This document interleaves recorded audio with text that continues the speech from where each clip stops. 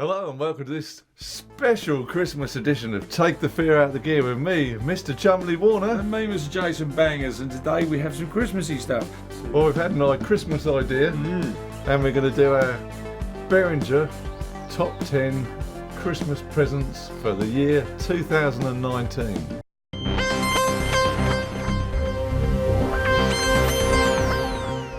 Now, the order they're in is kind of by merit of what me and Si think together is not worse and better, but literally it's more value for money, really, and what's more iconic.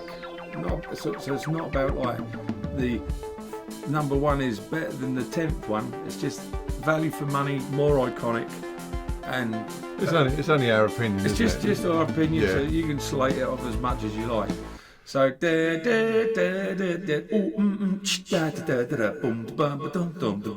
in at number 10 on Behringer's top list is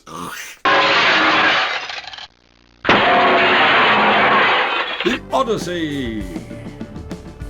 Behringer's name for it is Odyssey, and what it is it equals, in other words, it is a copy of the ARP Odyssey. Odyssey. That's the one. It's an awesome synth. Yeah. Very good. So, what, the original synth or the Behringer one? You're talking about the copies? If you're really lucky to be rich enough to have an original, but the Behringer one is fantastic. We didn't put the prices down here, did we? So I'm guessing that's quite an expensive kit, the Odyssey, the Behringer Odyssey. I think the Odyssey's around £400-ish.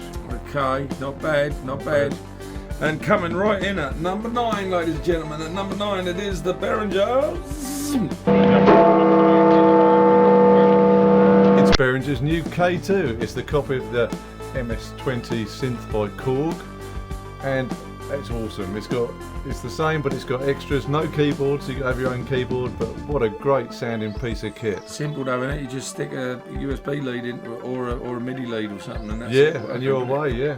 Fantastic. Coming in at number 8 is the Pro 1, and the Behringer Pro 1 is literally the sequential Pro 1 imitation device, which again, great value for money, a fraction of the cost of the original. Yeah, and it's got patch points, all the features of the original, and it sounds great. Fantastic. Absolutely wunderbar. It's worth having one, isn't it? Just to have something with the word sequential in. Coming in live at number 7 is it's the Behringer MS1. Now these are so good. I'm toying with the idea of getting one myself. It's a copy of the Roland famous mono synth, the SH101. Plus the Behringer's got a few little tricks, like you got your USB MIDI, you got a sequencer, a few little extras built in. Fantastic Christmas gift. I know nothing about either of them, so I can't cast an opinion, so that was Simon's choice. In at number 6 is the Neutron. The Neutron is a wonderful thing. It's kind of a generic thing. It's not a copy of anything. It's one of Behringer's own. It's an original. It's an original, so well done, Behringer. Superb job. In at number 5 is... Now this is a special one. Very special. What is it, Si? It's called the Model D. And it is a copy of... the Mini Moog. Yes, it is. And you might say, well, that should be number 1, surely, and not number 5. The only reason we rated it there is because it doesn't have a built-in keyboard. But you've got all your USB MIDI, your normal MIDI. You can trigger it, no problem. However, in 2020, next year, a couple of months' time, they are bringing one out with built-in keyboard in. And it's going to be great because the whole package, you can lift it up. You can have it flat, laying flat, or the module comes out and sits up this way, doesn't it? It's just like the original. And what Behringer have done with this one is they're calling it the Poly D, so it's polyphonic. Polyphonic. For those of you that don't know what that means you can play more than one note. I think it allows you to do 3, doesn't it? 4, I think. I think it's got 4 oscillators, so it make chords. Sounds wonderful. Awesome. Like the old synth was just simply one, In at number 4 is the Behringer Crave. How much do we love this synth? It's got the original Curtis 3340 chips in. It sounds wonderful. It's not a copy of anything, it's their own. It's an original again, and it's such good value. You can get these so for cheap. around £150 or less. Yeah. Put one in your Christmas stocking, it won't let you down. And we've featured it many times on the show recently. Yeah. But then at number 3 is... It's the TD3. And you may ask yourself, what is the TD3? Well, it's Behringer's clone of one of the most famous bass machines ever. The Tuberculosis. Yes, the Tuberculosis TB303 by Roland, and it's fantastic. And they've done it in different colours. Yeah, which is great, and that's why it's in at 3. So depending on what mood you're in, you can get, I don't know, I think silver, red, blue possibly. Don't quote me on that one. Yeah, Fantastic. Well, choice of colours is all choices. It's preferential, isn't it? But that is why it's in at 3, because it's a good bit of Kid E. Iconic as well. Absolutely. Ladies and gentlemen, in at number 2, it is the VC340. It's Behringer's VC340. And what it is a copy of the Roland VP330, but it's a vocoder.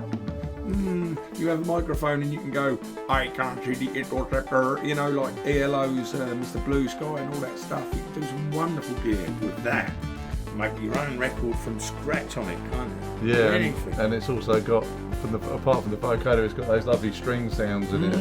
It's a fantastic piece of kit. If we can hear one at some point in the flesh, that would be fantastic. This is why I'm saying you can build up a complete song with it, because you've got pads on there, and you can vocode any of the sounds you want. I think you can interrupt any of them, can't you? You can break into them all, can't you? I think. Yeah.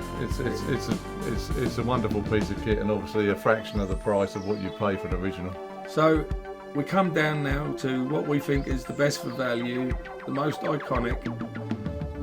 Probably not best value for money, but certainly is good value for money when you compare.